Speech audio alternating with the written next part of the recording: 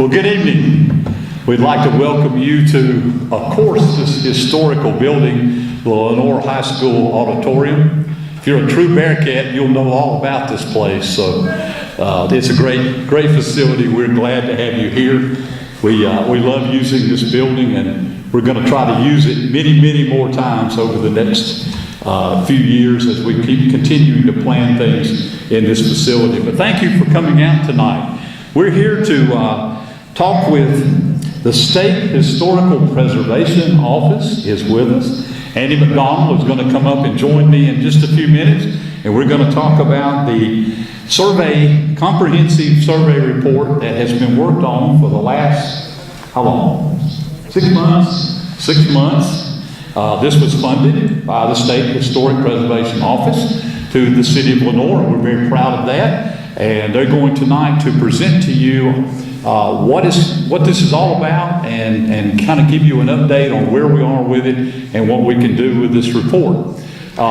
Quick housekeeping thing for you. If you need to use the restroom, please go through the back doors. See the gentleman there at the back door. He will lead you to the restroom, which is down on the next level. So anyway, I just wanted to do that. We have several key members that are here tonight, of course, and Annie's going to introduce that. I want to say thanks to Jenny Wheelock, our planning director here of the city, for all her valuable work in this. Kaylin Horn, our downtown development director. Scott Hildebrand, our city manager, is here. A couple of our council members are here. Kim Edmiston and TJ Rohr are with us in the audience, and thank you guys for being here. And several of our other staff are here, and we thank you all for all that you do in putting these things together. Annie, we'll bring you up, and you can get us going and tell us all about this great report.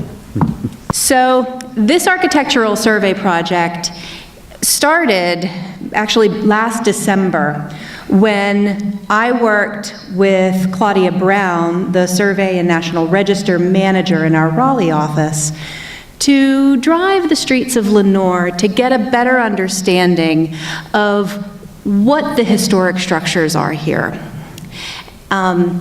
Lenoir was surveyed in 1986, 1987 as part of a county-wide project that identified historic buildings across the county.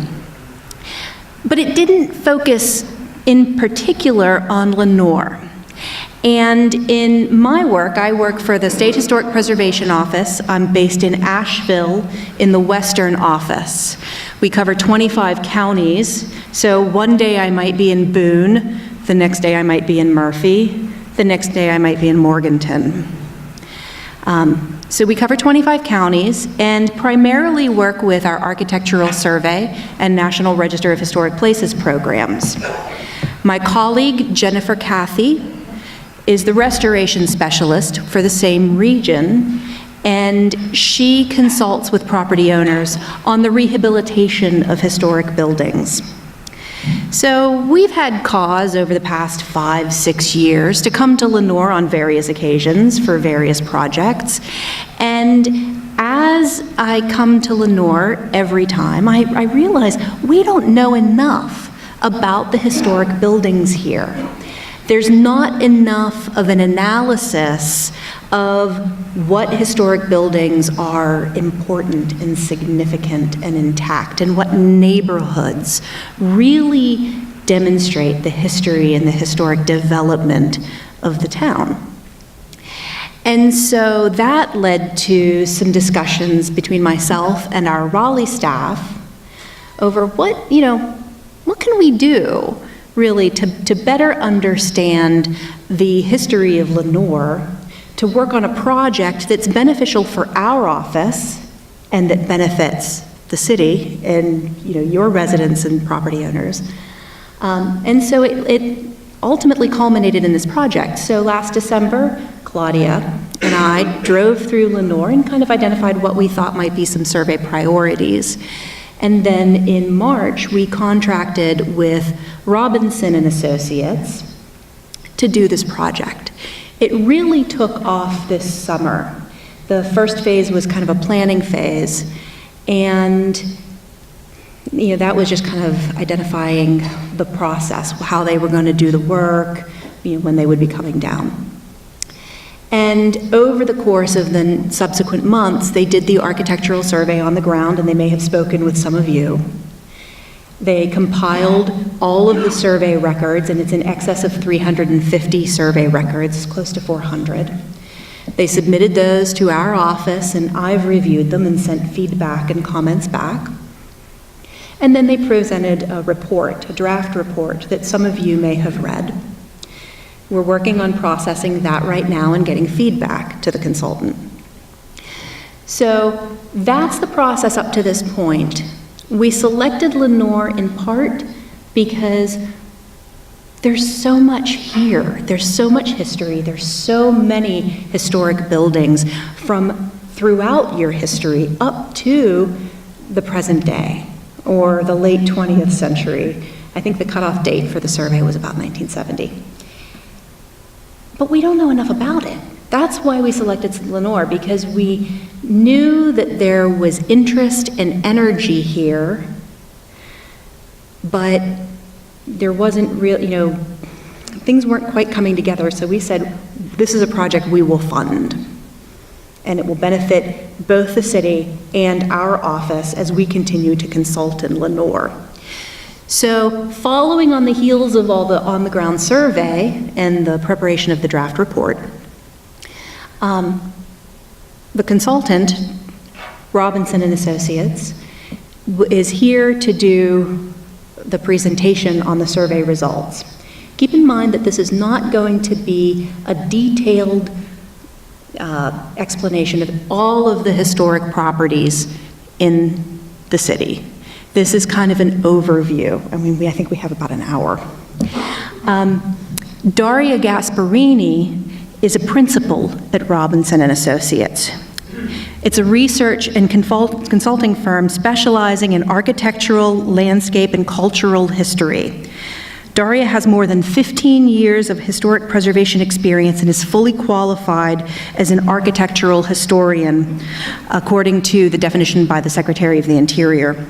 She specializes in historic property research and documentation, National Register and National Historic Landmark nominations, and determinations of eligibility, historic structures reports, and cultural landscape evaluations. She and her firm hold a strong record of success in environmental review under the National Historic Preservation Act of 1966, and consulting with numerous federal and local historic preservation review agencies.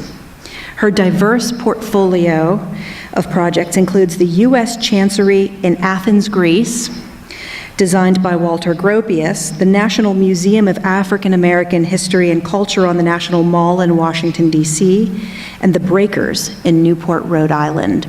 And Daria will be presenting the summary results of the survey project.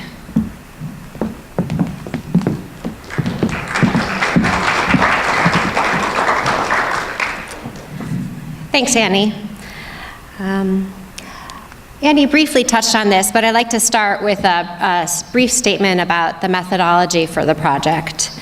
Following state guidelines, our survey project was divided into two phases, the planning phase and the survey phase.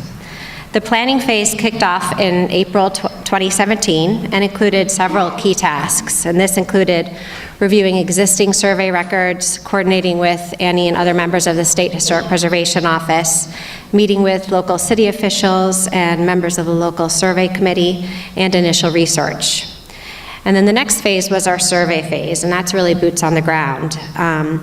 We identified the resources to be surveyed based on the Historic Preservation Office's windshield survey map, which you can see shown here, one part of it.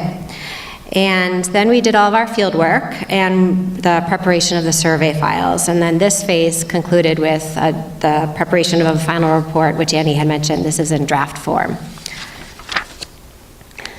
So briefly on the research, sources were varied and included the Caldwell County Tax Office and Register of Deeds for deeds and plat maps, the Caldwell Heritage Museum Historic Photograph Collection. We have Bill Tate to say a big thank you for sharing his collection with us.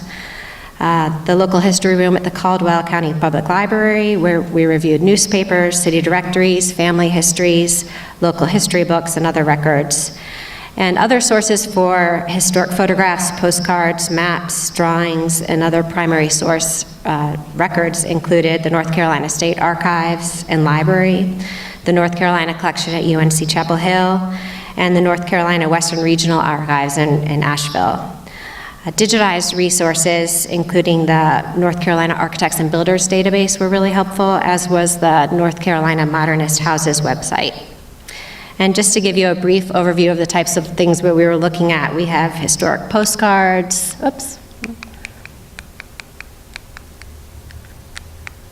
historic postcards, Sanborn maps, old plat maps, of course historic photographs, and then architectural and landscape records as well. So fieldwork occurred over the course of about 7 days, and a little bit in May, and then the bulk of it in June and July. And while in the field, myself and 2 team members completed field data forms for each resource. We took photographs and completed sketch maps, and in some cases, we interviewed homeowners. The field data forms, such as the one shown here, were used to record individual structures. We also use these to update records on previously recorded structures and to document neighborhoods or other umbrella areas containing groups of associated resources, and these umbrella areas were, for the most part, neighborhoods. We recorded data on style, construction, materials, notable building features, and other characteristics of the properties. Each structure and umbrella area was also assigned a unique site survey number, and this will then be used to integrate our survey data into the statewide inventory. So before I dive too far into the details of our findings, I'd like to briefly address the scope of our project. We focused mainly on areas outside the downtown historic district, which was listed on the National Register of Historic Places in 2007, and then there was a survey boundary increase in 2013. So this area has been well documented, and as have several other historic properties that are already listed as individual resources on the National Register, and this includes properties such as the Edgar Allan Poe House and Lenoir Grammar School. Instead, our survey focused on Lenoir's residential neighborhoods, industrial sites, and the institutional and commercial buildings outside the downtown historic district. We also resurveyed over 24 buildings that were recorded as part of the Caldwell County survey that took place in the late 1980s. And those were the records that needed updated information and photography. So at the conclusion of the survey phase, our team generated individual survey files for a total of 363 buildings. This number includes new survey and survey updates. And you can see from the chart the types of buildings that were documented, and this is based on their historic function. And as you can see, the majority of the buildings were residential. And the residential category included 1 duplex, 3 apartment buildings, and then all the rest were single-family homes. And the industrial category included some warehouses, and the last category, other, includes buildings such as the Sheriff Department, Fairfield Cemetery, an elementary school, the fire station, and 2 American Legion posts, among many other different building types. So in addition to the 363 individual survey files, we documented dozens of other resources in about 20 umbrella areas. And the best way to kind of describe these or show you where we surveyed is the windshield survey maps. The areas called out in turquoise were identified by the State Historic Preservation Office, and then over the course of our work, we identified a few other areas. So this included areas, such as Norwood Street, Lower Creek Drive, Emerald Place, Lakeside Terrace Circle, and several others you can see here. So in those areas, we didn't look at every single building in these areas. We chose a few properties to survey that were kind of indicative of the style and character of the area.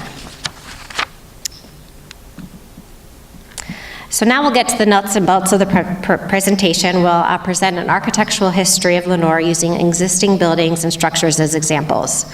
I'll touch upon the major historical themes and chronological periods that shaped the development of the city and review its built environment within these contexts. So the first broad phase of development encompasses the colonial period through the arrival of the railroad. We won't jump that far ahead. So Caldwell County's first colonial settlers came to the area in the 1760s from Pennsylvania, Maryland, and Virginia. These settlers were attracted to the area's abundant natural resources, its temperate climate, and its rich soil. The North American Land Company was an early land trust that owned hundreds of thousands of acres in North Carolina, and they promoted the region in an advertisement that read, quote, "And the lands, when cultivated, produced the most abundant crops of Indian corns, wheat, rye, barley, oats, peas, beans, and potatoes, and every species of garden vegetables, as well as all kinds of vines and fruit trees." It was quite a ringing endorsement.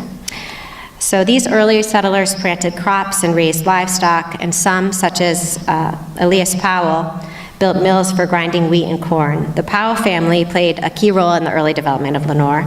In 1891, when Lenoir was established as the seat of the newly formed Caldwell County, the first meeting of the county court took place in a store owned by Elias's son, George Powell. Around the year 1834, George Powell's son, another Elias, built a house on part of his father's land, which still stands today at 807 Lower Creek Drive. You can see that here. It's a two-story wood frame house with end chimneys and rear additions. And although changes have been made to the house over the years, including the addition of a one-story wraparound porch with a projecting pedimented entrance bay, which you can see here, the house still retains its original two-room plan and is an important example in Lenoir of early 19th century domestic architecture. These single-pile two-room plans, you can see here, are known as hall parlor houses, and they were built from the early colonial period through the 1900s. In the case of the Powell house, both of the main rooms were heated with fireplaces, and the house today stands as insignificant as a vestige of the area's antebellum settlement patterns when pioneers established homesteads along the fertile bottomlands of the creeks and streams. As a result of a new state constitution in 1833 and the passage of legislation that was favorable to Western growth, new counties were delineated throughout North Carolina's Piedmont and Mountain regions. In 1841, Caldwell County was formed from Burke and Wilkes counties, and Lenoir was established as the county seat. The town was named after General William Lenoir, who came to the Blue Ridge foothills from Brunswick County, Virginia, after serving in the Revolutionary War. Lenoir was established on the site of Tucker's Barn, a tavern run by William Tucker that sat at the intersection of two main high roads and served as a general assembly area for the region. In 1939, William Tucker had sold his land to General Lenoir, who, along with James Harper and Seth Bradshaw, donated the property that would be consolidated to create the town. And you can see Lenoir was laid out on a grid plan. You can see that here on this map dated 1841, that placed the courthouse in the central square created by notching out the corners of the adjacent blocks. You can see that here. This plan is called the Lancaster Square after a town in Lancaster, Pennsylvania, the site of its first documented use. During this early period of Lenoir's development, residents built houses and merchants established shops on the streets surrounding the courthouse, and homesteads spread out over the surrounding hillsides.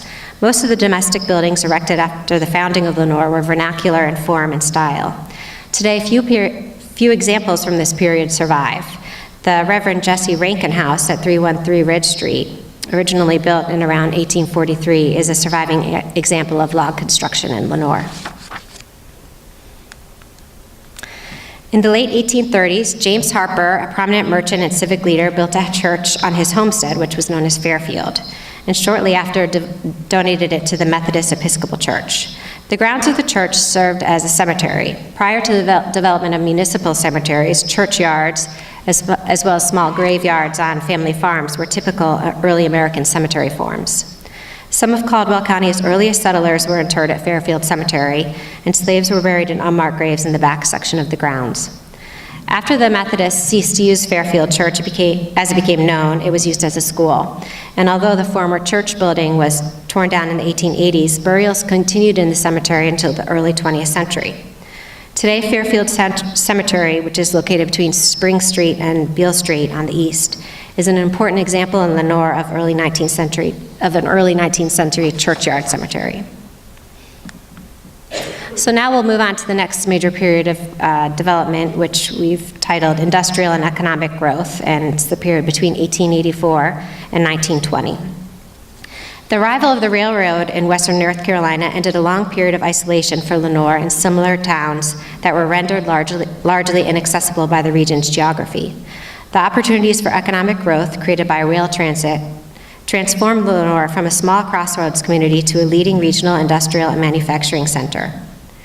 Between 1890 and 1920, Lenoir's population grew from 673 to 3,718 residents. New neighborhoods sprang up around production and manufacturing facilities and along principal transportation corridors. So for each period of development moving ahead, we'll look first at industrial architecture, and then at commercial and institutional architecture, and then finally we'll turn to the residential architecture. The Lenoir Furniture Company, established in 1889 and operated by John Matthias Bernhardt, was the county's first furniture company.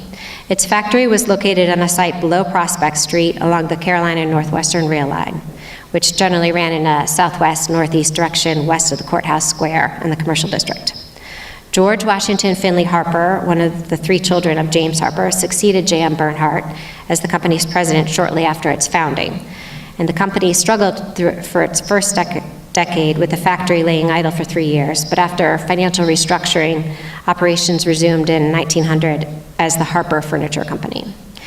So Sanborn maps show us that by 1902, the Harper Furniture Company facility consisted of a series of interconnected buildings set in a linear arrangement west of the rail tracks. You can see that in this map here. So we're focusing on this area. At the head of the complex were the dry kilns. You can see those here. And then following the organization of the production line, there was a cabinet and woodworking shop, a varnishing, finishing, packaging building, and a terminal warehouse and shipping facility. And then north of the Harper site was a large lumber yard and planing mill owned by the Wilson Lumber and Milling Company, and that's up here.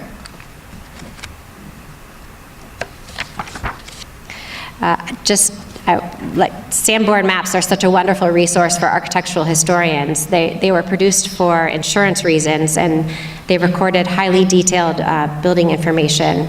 And they note, for example, construction materials. You can see red here for brick and yellow for frame buildings. They tell us the number of stories of the buildings, the height of the firewalls, and much more information.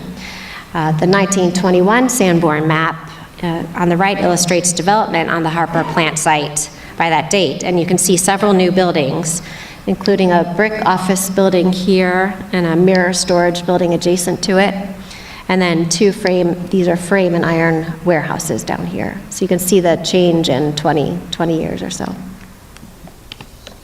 In 1929, the Harper Furniture Company and its factory were purchased by Thomas H. and Edgar and Ed Broyhill, who operated the Lenoir Furniture Corporation and the Lenoir Chair Company, respectively. Their partnership would form the basis for what would become Broyhill Furniture. Although Broyhill Furniture Industries owned the plant for much of its existence, the complex is commonly known as the Harper plant for its earlier occupation by the Harper Furniture Company. And despite demolition, new construction, and other changes to the plant over time, throughout its history, the facility has been organized according to a consistently similar program we found. Dry kilns at the head of the complex led into the various workshops, with the process ending at the warehouse. The current warehouse at the south end of the site, and this is an interior picture, an exterior photo. It dates to 1940, and it's constructed with heavy timber posts and beams. And a tunnel carries the plant's conveyor system between the warehouse and the adjacent building to the north.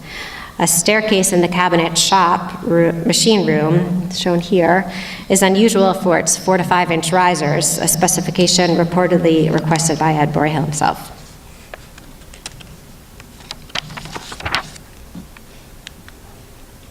So this map shows Lenoir city limits in 1913 with the downtown area outlined in red. And as we can see here, by the early 20th century, development circled the downtown area, and it extended along the roads entering the city from the north and the south, and then it generally followed the route of the railroad tracks. So during this period, Lenoir's manufacturers, its furniture makers, its mills, its veneer companies, among others, accumulated rapidly along the Carolina and Northwestern line, reaching as far as what is now Morganton Boulevard on the south. The trains entering Lenoir from the north first passed by the lumber yard, and then the Harper Furniture Company plant, and then they continued south, and they passed wholesale grocer, the Lenoir Rolling Mills complex, and two manufacturers of cotton yards, the Steel Cotton Mill Company and the Lenoir Cotton Mills. The Ethel Chair Company, later Fairfield Chair, appeared next, right around here, and followed by the one-story frame building housing Lenoir Mirror Company and the sprawling complexes of Kent Coffee Manufacturing and Lenoir Furniture Corporation, later Broyhill. So rounding the bend, the tracks passed the Hudson Veneer Company, the Lenoir Veneer Company, and the Bernhardt Chair Company. And then finally, before leaving the city, they passed by the Lenoir Chair Manufacturing Company and Caldwell Furniture. In addition to the expanding manufacturing base, Lenoir's growing prosperity during the first decades of the 20th century was reflected in a renewed downtown district and substantial infrastructure improvements. Rapid changes during this period transformed downtown Lenoir. The city built a public school on Main Street in 1903. It replaced its first courthouse with the Classical Revival Building in 1904 and provided electric power in 1906. It tore out obsolete fencing, graded streets, and converted the main square into a traffic circle in 1910. Commercial buildings, some designed by prominent regional architects, took the place of houses near the center of town. The Romanesque Revival Lenoir building on West Avenue, designed by the Charlotte firm Hook and Rogers and completed in 1907, exemplified this trend. New churches built during this period included the First United Methodist Church, located at the corner of Church Avenue and Ash Avenue. Built in 1917, the impressive dome neoclassical edifice was designed by architect C.M. Carleton. When it was built, the Lenoir News Topic called it one of the finest buildings in the city. So turning now to residential architecture, for most of the 19th century, the citizens of Lenoir lived within a few blocks of the commercial district, centered on the courthouse square, or along the main transportation corridors leading into the city, including what is now Lower Creek Drive and Main Street. As the city grew, these areas became more densely developed and new architectural styles and building forms were introduced. In addition, new pockets of housing emerged, each scattered with grocery stores, boarding houses, and other small commercial enterprises. As would be expected in a town so closely linked to the lumber industry, most of the residential architecture constructed during this period was light frame construction. Vernacular forms such as the two-story single-pile I house were common. An example is this shown here at 443 High Circle. Single pile just refers to houses that are one room deep, and the name I house derives from the fact that it was a common form in the rural areas of Indiana, Illinois, and Iowa, although its use was certainly not limited to those areas. So here you see a typical I house. The Queen Anne style was also popular in Lenoir, as it was throughout the United States between 1880 and the first decade of the 20th century. The style is characterized by an asymmetrical, irregular floor plan under a multifaceted roof. It typically has extensive porches, typically ornamented with elaborate spindle work, large windows, and textured wall surfaces. The house at 523 Vance Street, which records indicate likely dates to the first decade of the 20th century, is an excellent example of the Queen Anne style decorative devices applied on a compact domestic form. During this period, large numbers of simple frame dwellings were built near Lenoir's mills and factories to house laborers and their families. Along the ridge that overlooked the Bernhardt planing mill and box factory and the Lenoir cotton mill was a cluster of early 20th century workers' housing. This area, which became known as Cotton Mill Hill, comprised what is now Spainhour Street and Underdown Avenue. Like many mill villages in North Carolina, the houses built for Lenoir's mill workers conformed to the house plans described and illustrated in Daniel Tompkins' textbook, Cotton Mill Commercial Features, published in 1899. You can see an illustration from his book here of a house that could be built for $325, and you can see nearly an identical form below on Underdown Street. Despite alterations and with modern building materials and teardowns, Cotton Mill Hill still retains strong association with its history as a mill housing neighborhood. In contrast with areas such as Cotton Mill Hill, some parts of Lenoir remain rural in character and sustained small farms well into the 20th century. One of the earliest houses on Torrance Circle, dating to 1911, is located at 132 Torrance Circle. John C. McMillan, a farmer, built the house and occupied it for over 4 decades. It is a one-story frame dwelling with a gable front and wing plan under a cross-gable roof. As typical of this vernacular house form, which was used frequently in Lenoir, it has a shed roof porch located within the L made by the wings, you can see here. Another example of this form can be found just down the street at 118 Torrance Circle. And in fact, this house form is very similar to some of the mill housing built in Cotton Mill Hill, which speaks perhaps to its popularity during this period in the early 20th century. While most housing during this period was built along the transportation corridors or clustered around industrial areas, at least one early residential development appeared, Oakview. Now considered part of Mayhill Park neighborhood, Oakview was located southeast of the downtown district and developed on land that was once part of the plantation called Oak Lawn, owned by Joseph Caldwell Norwood and his wife Laura Norwood. And you can see, whoops, it's this area here. The Oakview development was financed by the Caldwell and Watauga Land and Timber Company, which was formed in 1888. The corporation platted approximately 36 acres, encompassing what is today the northeastern part of Mayhill Park. On April 4th, 1888, the Lenoir News Topic reported, "The land lies splendidly. Most of it is well wooded, and there are a great many beautiful building sites upon it. The company will go to work at once, clearing out the underbrush, laying out streets and avenues, and dividing the property into lots and squares." The page shown here from the Caldwell County Deed Index lists the deeds in Oakville that were granted by the Caldwell and Watauga Land and Timber Company. And one early resident of the development was C.B. Harrison, a local merchant, who built a 2-story single-pile dwelling on a large sloping lot along College Avenue in the late 19th century. And then over the years, numerous expansions and additions were made to the house, reflecting different architectural styles and trends. Another residential development platted during this period was Rectory Hill, which would also later become known as part of the Mayhill Park neighborhood. Rectory Hill encompassed approximately 12 acres of land along Mulberry Street that was once owned by St. James Church, whose rectory once stood at the corner of what is now Rectory and College Avenue. Sometime before 1911, we don't have the exact date, the area was surveyed and platted, and the lane that led to the rectory was widened and deeded to the city, and which became Rectory Street. In 1911, Mark and Mary Squires purchased 4 contiguous lots on Rectory Hill, on which they built a notable 2-story house. It features a remarkable full-height entry porch with a pedimented roof and paired ionic columns. The area was then resurveyed in 1952, and the plat map was sent to the city. So the Squires house, I believe, is built on these 4 lots.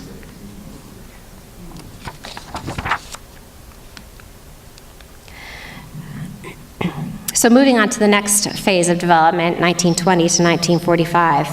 The 1920s were a prosperous time in the nation and in Lenoir, where the expansion of local industries created new jobs that attracted growing numbers of people to the area.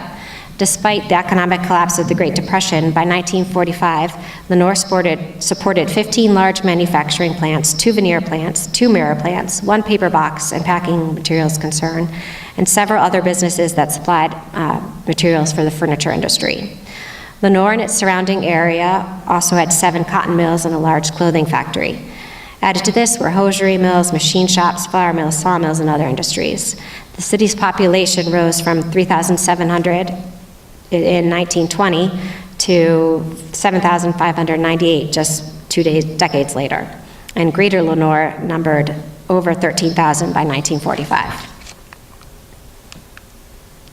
The industrial site at 1331 Harper Avenue, now the Fairfield Chair Company, was established in 1906 by the Blue Ridge Bobbin and Handle Company, later the Blue Ridge Bending Company. And this company specialized in producing parts for furniture factories.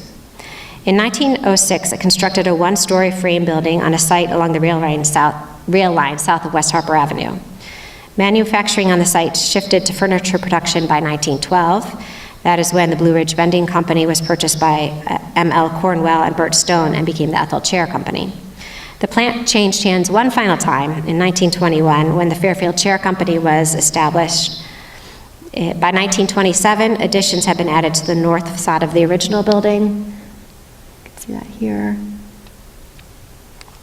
And the drying kiln had been doubled in size.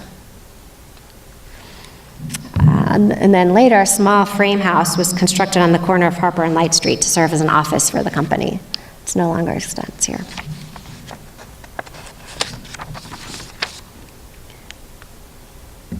So by 1949, the two-story finished product warehouse was constructed on the west end of the site, down here. And and a lot of the growth by the mid-20th century required even further building enhancements. Today, the plant includes a main factory building, an office building, drying kilns, and the design center, which was formerly a cafeteria. The property is an important example of Lenoir's industrial heritage, and that embodies the development of the furniture industry from the early 20th century until today. Now we'll look briefly at the early development of the site that's now Bernhardt Plant Number 1. In 1908, Bernhardt acquired a majority interest in the Moore Furniture Company and consolidated it with his planing and box mill to create the Bernhardt Manufacturing Company. And the focus of this business was dining room and bedroom furniture. So it was likely around this time that construction began on the site that is now known as Bernhardt Plant Number 1. The 1913 Sanborn map for the area depicts several buildings on the site, including 2 brick drying kilns. And again, you always know the brick buildings because they're colored red on the Sanborn maps. A brick boiler building, and 2 large rectangular frame buildings that stood across from one another on either side of the railroad spur. And then you can also note the row of 7 workers' housing that was just up the hill from the plant. A fire in 1926 burned down much of the plant, according to Bernhardt Company history, and only the brick kilns and the boiler house remained. A new manufacturing plant was constructed before the end of 1927 on the north side of the spur, and then at some point between 1927 and 1950, we don't have the exact date, several other changes on the site occurred. The workers' housing came down, and a restaurant and storage buildings were built on the hill, and then the office building was expanded. You can see that. The difference here and here. In addition, in 1936, a furniture warehouse was built south of the railroad tracks, which is now still part of the existing Plant Number 1. And we're going to come back to this property a little bit later when we talk about the Lenoir's post-World War II development.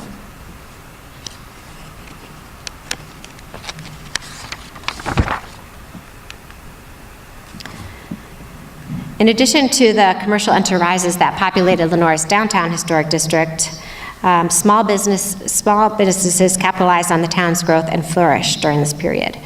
As part of our survey, we looked at several commercial buildings along West Harper Avenue, and businesses in this area historically catered to neighborhood residents, and it included grocery stores, filling stations, an auto repair shop, and a boarding house.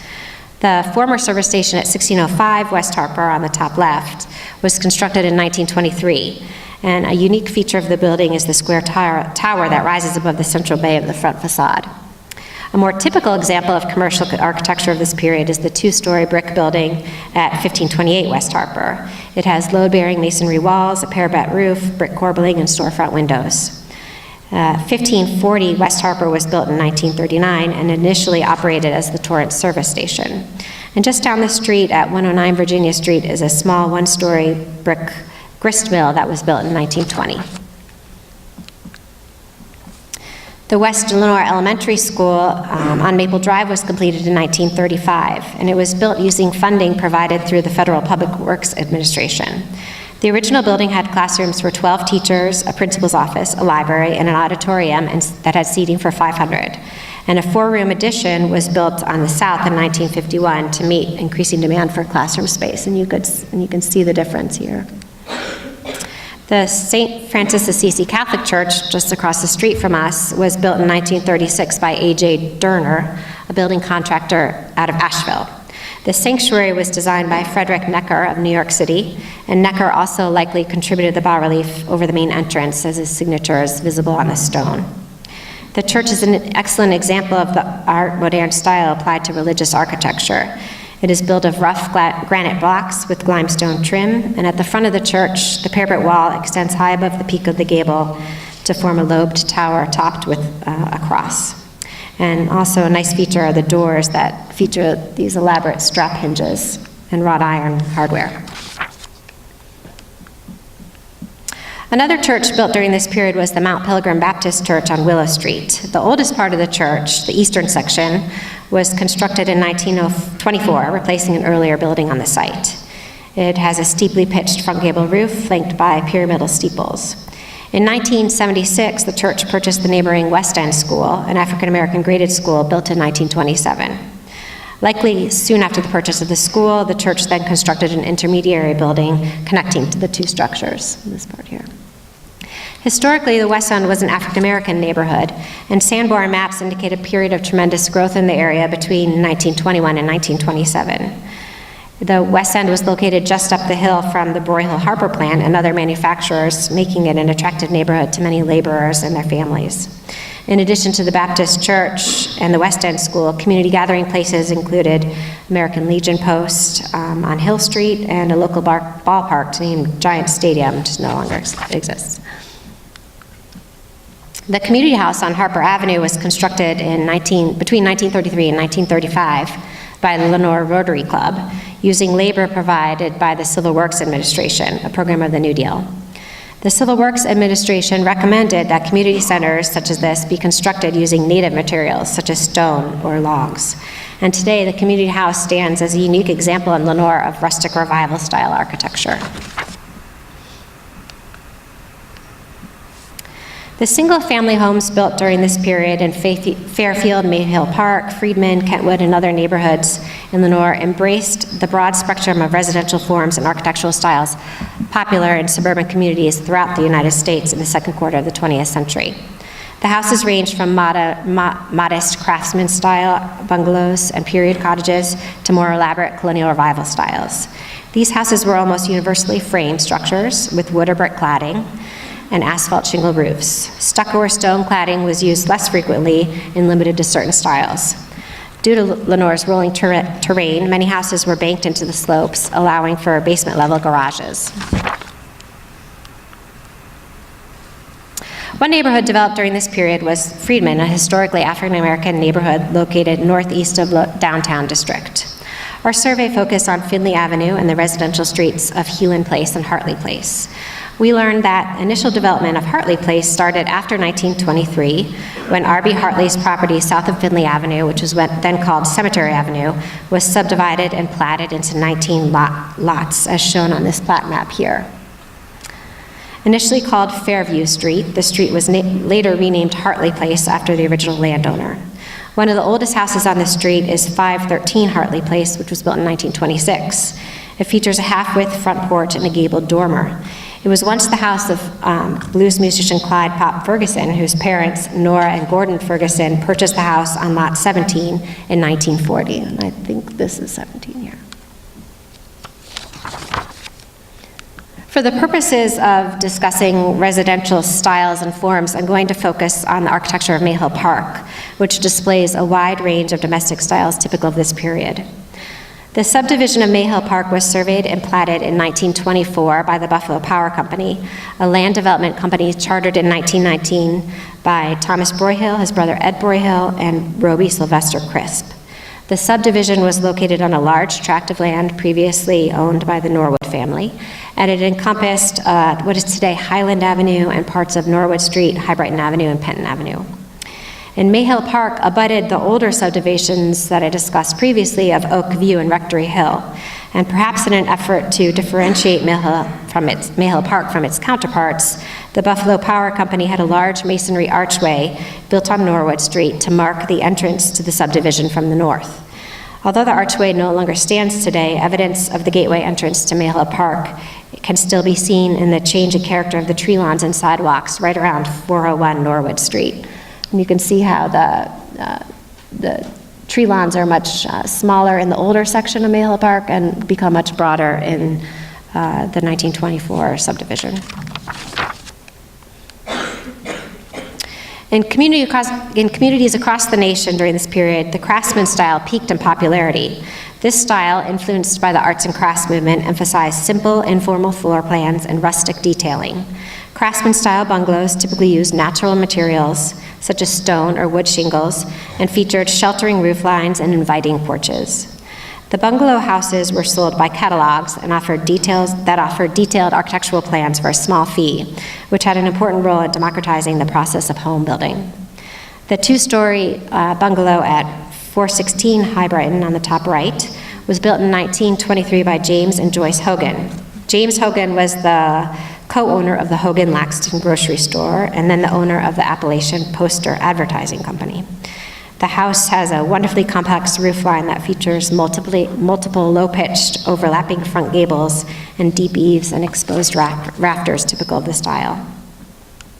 Another popular small house form is the period cottage, which began to appear in suburban developments in the 1930s and 40s. This house type is characterized by 1 and 2.5 story side gable form, typically with an off-center front-facing gables and facade chimneys. Most period cottages were brick and featured decorative brickwork or stone detailing, and arch-headed features were common. More elaborate examples used stone veneer and featured elements such as wing walls and side porches. Here are 3 examples in brick, stone, and what was originally wood siding. The Colonial Revival was the most prominent residential style in the United States in the first half of the 20th century. And Colonial Revival homes in Lenoir, as elsewhere, featured elements borrowed from Georgian and federal buildings, and typically had pedimented entrances and entry porches, elaborate doorways and window treatments, plain or decorated cornices, pilasters, and roof balustrades. In form, the style emphasized symmetrically arranged, typically 2-story massing under side-gabled or hipped roofs. The 2-story brick house at 411 Highland features skintled or weeping masonry joints, an effect used to give texture to the facade. We saw several examples of this technique in Mayhill Park. While the Colonial Revival examples shown on the previous slides all featured 2-story side gable forms, here are several other iterations of the style. We have 1-story forms on the top, and at the bottom here we have a 2-story form with a front gable. Although not employed very frequently, as frequently as the Colonial Revival style, the Tudor, Spanish Revival, and other Romantic Revival styles were also built in Lenoir's residential enclaves. The Demet House, here on the left, at 401 Highland, is an example of the French eclectic style. It was built in 1939 and designed by the Winston-Salem firm of Northrop and O'Brien. And a fine example of the Spanish Colonial Revival is at 211 Mulberry Street. And typical of this style, it features a low-sloped barrel tile roof, casement windows, an arcaded porch, and this time along the back patio, stucco walls, balconies, and decorative tiles at the entrance. So now we're moving into the last section of the presentation, post-war development, 1945 to 1975. The period after World War II was a prosperous one for many of Lenoir's furniture manufacturers. A national demand for home and office furnishings allowed companies to expand and diversify. Like many cities across the United States, Lenoir experienced a suburban housing boom that was fueled by several factors: increased automobile ownership, advances in building technology, including prefab methods, and the availability of low-cost long-term mortgages. Lenoir's city limits expanded as streets and avenues extended outward, and this opened up new land for subdivision and created fringe areas with lower densities. These developments created a suburban landscape that was entirely dependent on the automobile. So we'll turn back to, I spoke previously briefly about the early development of what is now Bernhardt Plan Number 1. And if you remember, there was a fire in 1926 that destroyed a lot of the earliest buildings on the site. And in 1927, a new factory was built north of the rail spur. And just for context, this is the existing site, and the rail spur came right here. So the factory housing was at one point over here. While the 1927 building no longer stands, the warehouse built in 1936 south of the spur is still extant, and that's this section here. It's constructed with wood floors, wood columns and beams, and brick exterior walls with metal framed windows. As did many other companies, the Bernhardt Furniture Company entered into a particularly prosperous period in the years after World War II. And in the 1950s and 60s, it built several new plants or renovated its existing plants. And the latter is the case with plant number 1, where the company built an addition on the south side of its existing warehouse, this section here. The building is clad with a combination of running bond brick veneer and corrugated sheet metal. And typical of the industrial construction during this period, the interior has steel columns and beams with metal truss systems supporting concrete floors. So we'll also turn briefly to Plant 5 and Plant 3, which we also surveyed. So initial construction at what is now Bernhardt Plant 5, which is at 1904 Morganton Boulevard, was completed in 1957. So this is an example of post-war development. The following year, the building was expanded to the north with the construction of the drying kilns, which you can see the back part of the drying kilns here. And at the end of 1958, the plant had an L-shaped plan. And then again, in the 1960s, they made another addition that nearly doubled the plant's square footage. And today, Bernhardt Plant 5 includes a 2-story central warehouse at the plant's southernmost end, which is a more recent construction. In 1964, Bernhardt obtained a 75% stock in the High Brighton Furniture Company, which occupied the former Lenoir chair manufacturing site at 1504 Morganton Boulevard. And proximity to its Plant 1 allowed Bernhardt to more easily integrate the High Brighton site into its operations. So from autumn 1966 into the following spring, the company undertook a comprehensive building program at the facility, which would become what is now Plant 3. And a majority of the older existing buildings on the site were demolished, except for a lumber storage building northwest of the rail spur, which was built in 1946. And you can see that. That's this 1946 building here. This is all post-war development.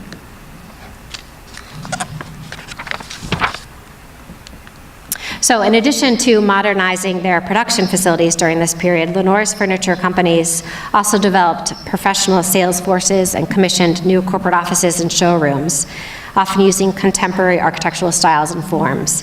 Paul Broyhill found inspiration in the work of internationally renowned architect Edward Durrell Stone for the design of the company's new headquarters and showroom on Blowing Rock Boulevard, which was completed in 1966.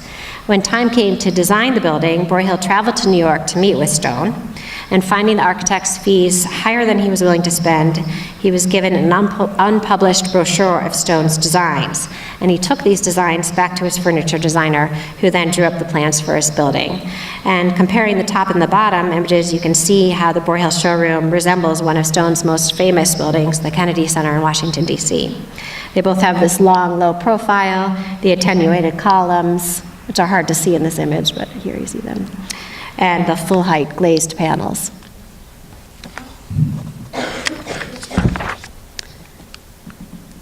The Fairfield Chair Company showroom on Hickory Boulevard, now the Civic Center, was built in 1970, and it was designed by John Irwin Ramsey. And Ramsey was born in Salisbury, North Carolina, and studied architecture at UNC and at Yale. And he was a strong proponent of modern architecture and designed many award-winning projects. His design for the Fairfield Chair showroom featured a highly innovative form composed of massive cantilevered concrete slabs. You can see that in this historic photo here, resting on pedestals faced with natural stone, and site features wrapped around and under the main building racks that really work to integrate architecture with the landscape. We also surveyed a few smaller commercial buildings from this period and learned that during the immediate post-war period, the intersection of Penton and Harper Avenues, just down the streets from Smith Crossroads, developed as a small commercial district. The 3 one-story brick buildings were built at the intersection between 1945 and 1948. When the building at 106 Penton Avenue and across the street at 109 Penton Avenue were designed for they were designed for the automobile age with these setbacks and parking in front. The storefront across the street reflected earlier commercial forms. And this is also interesting, the curved facade and marquee of 109 Penton Avenue exhibits an art moderne design influences rendered in brick. So we also surveyed a few other small commercial buildings, the City Service Cleaners and Laundry Building, which was constructed in 1947, and a historic postcard dating probably from the 50s or 60s shows the building's original polychromatic exterior cladding and its distinctive semi-octagonal metal awning. And just down the street at 1047 Harper Avenue is the Southern Bell Telegraph and Telephone Company building, which was built in 1951 and features less exuberant design. As more and more residents of Lenoir came to rely on automobiles for their commute, pockets of residential development were built farther from downtown. Lower density areas such as Lakeside Terrace provided more privacy and larger yards. These neighborhoods offered Lenoir's growing middle class a distinct alternative to older residential areas, which were often clustered around mills and industrial sites. So we looked at many of these communities, and I'm just using Lakeside Terrace as an example tonight. It's located just outside Hickory Boulevard in South Lenoir, and a large part of its housing stock dates from the 1960s. One of the developers of the area was Reuben Drum, the owner of Drum's Drive-In Theater, who purchased 16 acres from John McLean in 1959, and then he subdivided it into residential lots. And he placed restrictions on the types of houses that could be built in the area. The exterior of the residence had to be brick, rock, or wood, and exteriors of cinder block and asbestos were prohibited. And contractor Ben Pope of Pope Builders purchased several lots and built houses on them, including 2324, 2325, and 2327 Lakeside Terrace Circle, among others. And the area is characterized by split level and ranch style houses constructed with brick veneer and a combination of brick and siding. And the ranch houses have this typical low profiles and attached garages or carports.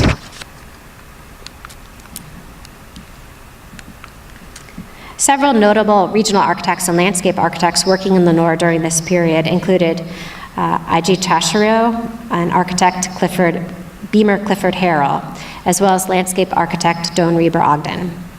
The house and grounds of the Aileen and William Stevens House at 153 Hillhaven Place was completed in 1963, and they were designed by I.G. Taschereau, who is a Japanese-American architect and landscape architect. Taschereau was born in Rhode Island and studied landscape architecture at the University of Cincinnati.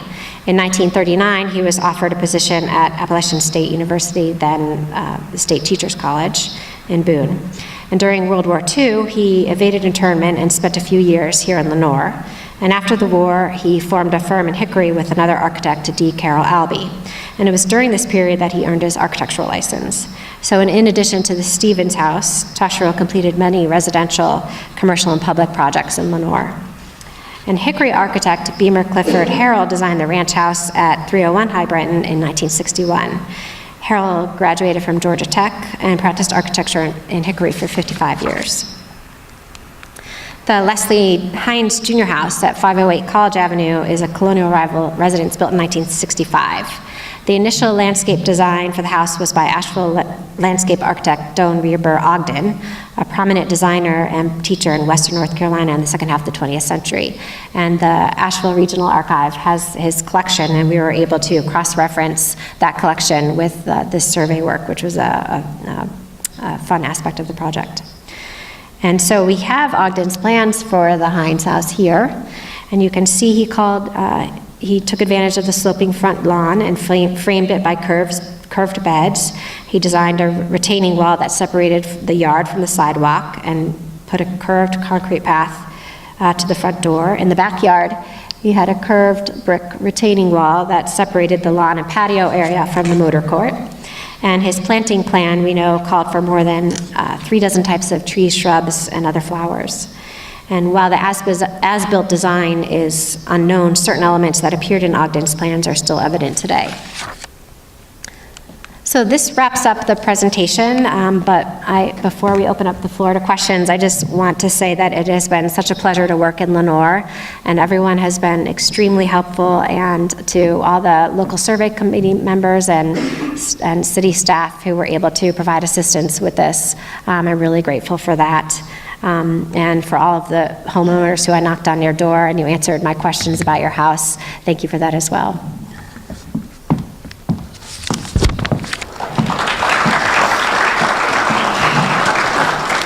Thank you, Daria. That was beautifully done within the time allotted. I can't believe you covered all of that in an hour, actually a little less than an hour. You mentioned the survey committee, and I forgot to talk about the survey committee when I was introducing this presentation. I know we have a few members of the survey committee here. If you are on the survey committee, could you raise your hand or stand up just to let people know that we've got Miss Sylvia here. I know Beverly Beal is here and is on the survey committee. Just so you know, the survey committee represents a broad range of interests in the community and has met a couple of times to help inform the survey work that Robinson has done, that the staff there have done, so that it is not just an outside consultant coming in and looking at a town and its architecture, but so that their work is informed by local priorities so that we at the State Historic Preservation Office know what's of value to you. And the survey committee has reviewed the draft report, and I will be working with the survey committee more intensively over the next couple of months as we work through the next steps for this project. As I mentioned earlier, we will be providing the feedback on the survey report to Daria and her team over the next week or so. Following that, we will be looking at the broad range of resources that were surveyed. She mentioned over 350 properties were looked at.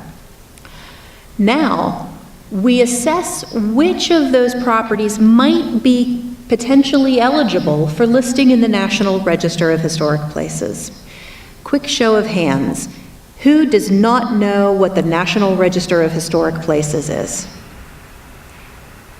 Fantastic. It seems as though everybody here has heard of it, or lives in a property that is National Register listed, or has a store downtown in the National Register Historic District.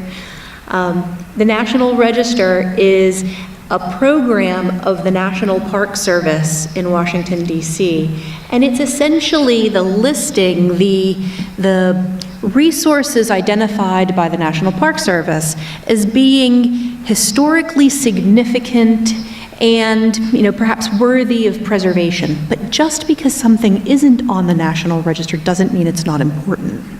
It just means it might not meet those specific qualities or standards or threshold set by the Park Service, or it hasn't been evaluated yet. And that's the case with most of the buildings in Lenoir. The National Register doesn't have any impact on what a property owner can do with a property, but it is a way to highlight, to document historic significance and the value of a resource for generations to come. And so one part of a survey project here in North Carolina, one of the last parts of a survey project, is to assess what resources might be eligible for listing and to get them placed on our state's National Register study list. And so coming in January and February, that's the next step for this process. We'll be looking at individual resources, houses, industrial resources, churches, that might meet the National Register eligibility standards. In addition, we'll be looking at neighborhoods or collections of resources that might be eligible as National Register Historic Districts. So that's the next step of this process. We will, toward the end of this project, which will wrap up at the end of February, we'll be scheduling some more community meetings. The National Register of Historic Places is a great program highlighting historic significance, but it also makes properties eligible for rehabilitation tax credits.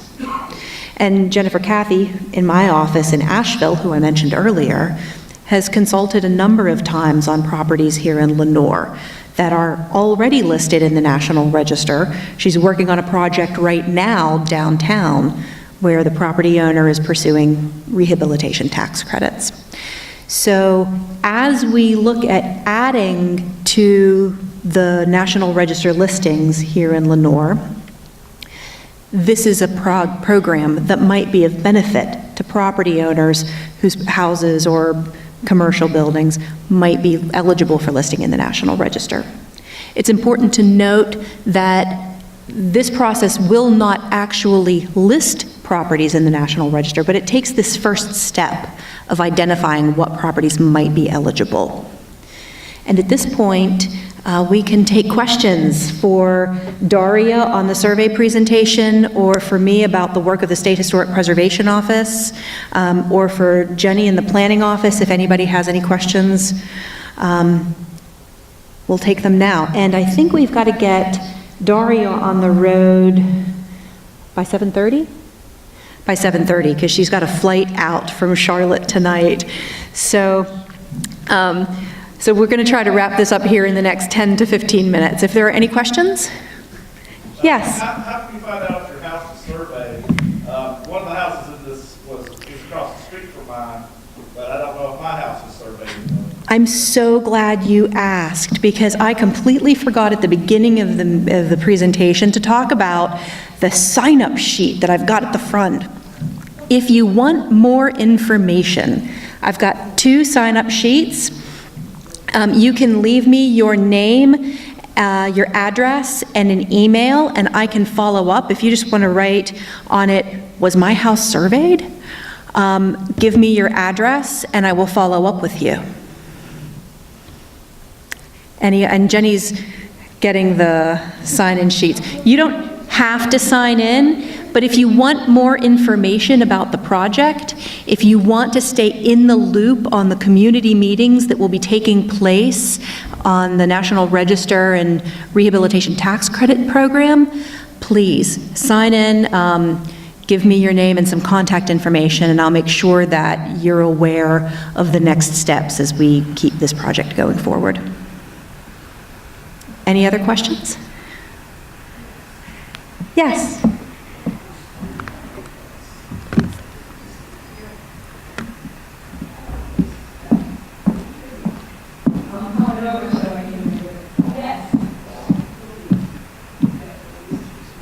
Yes.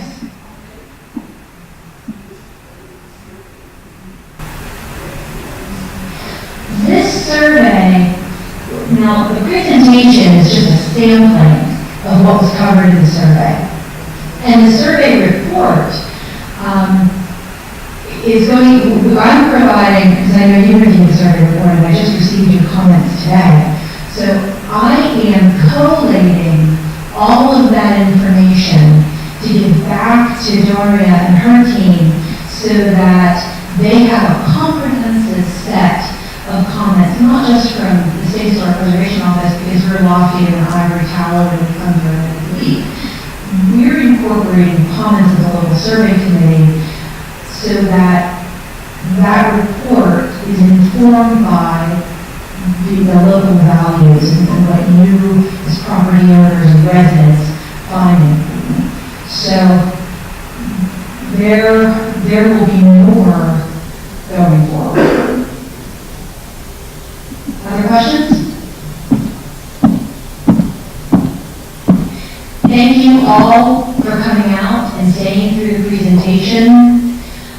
Please, as I said, if you're interested in more information, leave me some contact information. I didn't send them out yet, but I've got business cards if you'd like one. I'm happy to share them. And if you know anybody else who is in, either in one of the neighborhoods or in a historic house, and they're interested to know if their property is surveyed, please share my contact information around. I am here to kind of run interference on all the local inquiries so that we don't have a bunch of people contacting our consultant who's working on a bunch of other projects. So if you have questions about it, please contact me. And I'll, as necessary, then I will relay questions or concerns back to Gloria. Thank you. Please support our Caldwell Heritage Museum, 112 Baden Street, Lenoir, North Carolina, and please visit and support Lenoir and Caldwell County History on Facebook. Thank you.